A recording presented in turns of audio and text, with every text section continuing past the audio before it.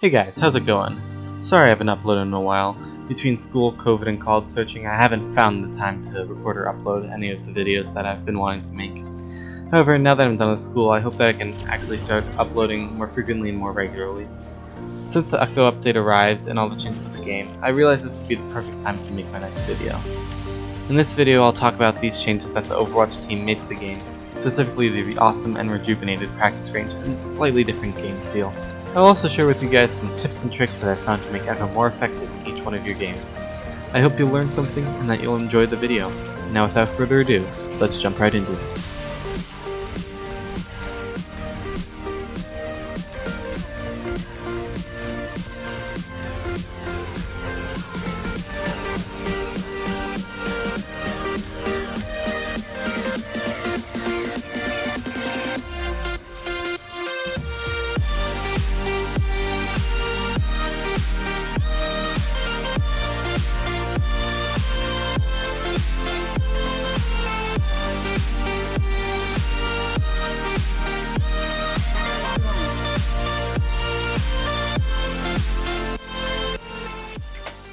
So the first thing you notice when leaving spawn is that Blizzard added a new hero to the left, where there was nothing before.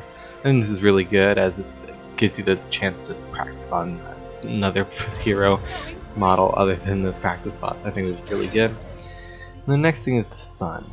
They moved the sun around and it's actually a lot better now. It creates more shadows and it just makes everything look so much better than it was before.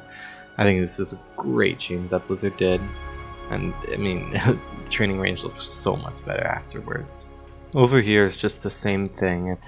The shadows look so much better than they did before. I think Blizzard did a really good job of changing where the sun positioning is, and it just looks a lot better. And you can see the reflective surfaces, I think, better too. And not only can you see it on the ground as well, but like the glare from the camera just is so much better than it was before. I think it's really spiced up. Also, I think they really just did a really good job of just changing it overall. I think there's a lot of changes that they still need to make though. Like, for instance, I think more actual hero bots instead of the bot models. I think that would really help, like them moving around so that you can actually practice your aim on them. And then just making it more of a actual practice range than just, oh, shoot the bots, because the bots are easy to kill versus the actual heroes moving around. So I think there's a lot of stuff they could change there.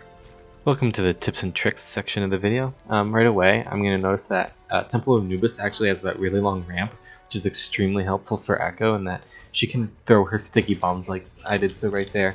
And it really actually gets you a lot of ultimate charge and damage off of it. As you can see, I have like 17% ult charge already, and that's just from even before the fight started. So I think that's something really important, is just like, don't take that setup time and just mess around. I mean, unless you want to, but if you want, you can easily take that setup time and do something good with it that would lead to a more prominent victory than before. Another thing is, always try to use your focusing beam when you know someone is half health. For me, I find it really hard to be like, oh, she does a lot of damage, and thinking, oh, she does a lot of damage with their focusing beam, and so it's going to be really impactful in the fight. But if the enemy's not at half health, it's actually not great at all. I mean, that's the whole point of it, is that you have to have an enemy at half health for them to actually start dying from the focusing beam.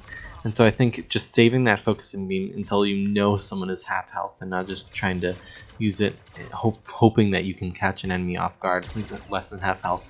I think it's really important in order to save that cooldown. That's one of her most impactful cooldowns, but you gotta save it until you know that an enemy is at half health.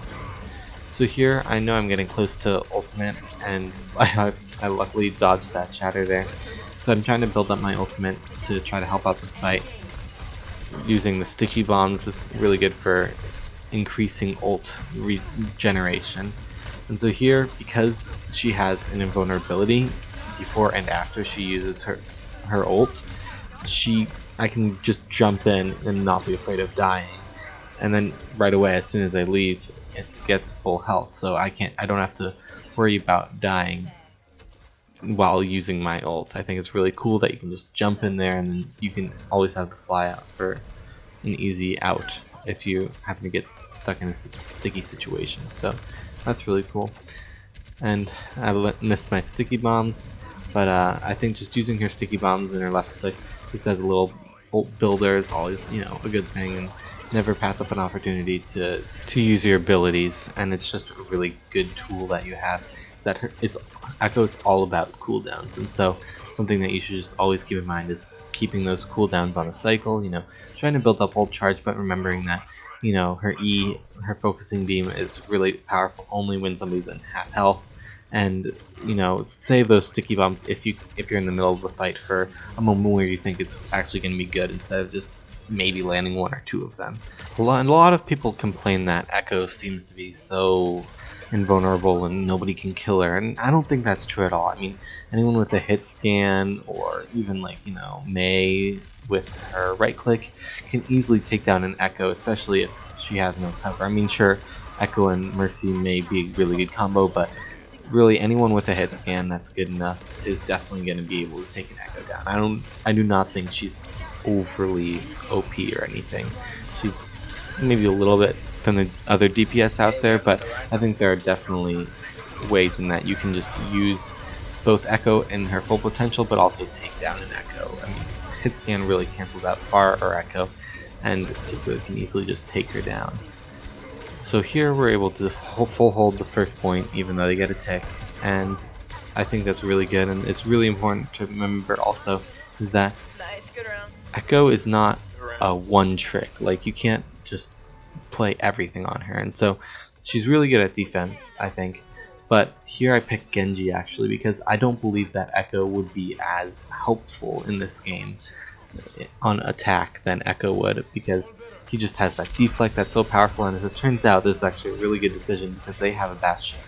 Now, while Echo does have the sticky bombs that she can get on Bastion, she cannot really kill him with one burst. So that's why I think Genji's actually more powerful, because you can reflect all that Bastion damage back at the team. And so, as it turns out in a little bit, it's actually going to be a really good choice that I went Genji rather than Echo, because I'm able to counterplay their Bastion. Here you'll see the team just kind of sitting back. We're just trying to basically farm our ultimates, you know, try not to be picked off by Bastion, but, you know, still trying to do enough damage that we can get our ultimates to break through these double shields that they have. Unfortunately, this is probably the worst double shield setup for us that there could be, but we're, you know, breaking through it. We're trying to break those shields, just chipping away at them, trying to get ultimates. And it's really important not to get picked off right here, because every time you get picked off, most likely your team is not going to win that fight, and it's harder to defend this little room that we have.